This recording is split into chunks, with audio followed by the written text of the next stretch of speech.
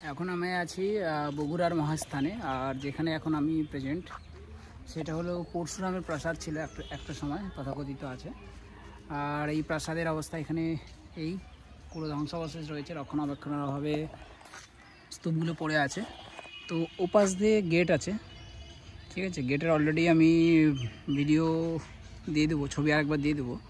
আর এটা এন্ট্রি করার পরে এদিক দিয়ে গেট, এখানে সেই কূপ যার নাম হলো জিয়ত কুণ্ড বলা হতো।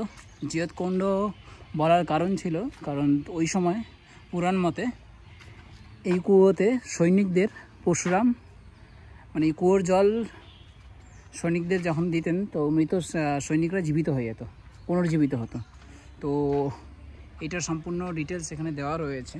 তো তোমরা পজ করে পুরোটা ভালো করে পড়ে নিতে পারো যে জিয়ত কুণ্ড কেন বলা হতো, লেখা রয়েছে। আর এটির অলৌকিক ক্ষমতা ছিল যেটার কারণে পুনর্জীবিত হতে পারতো সৈনিকরা বা যে কেউ কুয়োর জল খেলে।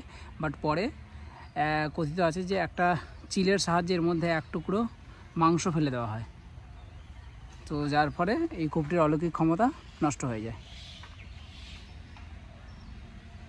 বাট এর কোনো এভিডেন্স নেই, যাই হোক। তো এটা কমপ্লিটলি এই যে কূপ, এই যে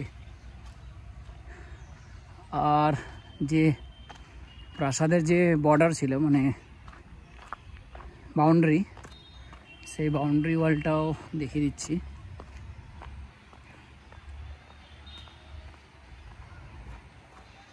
এই যে বাউন্ডারি ওয়ালটা ঠিক এখান থেকে শুরু হয়েছে, এদিকে এন্ট্রি গেট, সেই এখান থেকে এটা শুরু করে এটা কমপ্লিটলি এদিক দিয়ে গিয়ে পুরো গোল করে ওদিকে কমপ্লিটলি ঘোরা আছে। আর সামনে সম্ভবত এটা প্রাসাদ ছিল, তো প্রাসাদের দিকেও যাব এখন।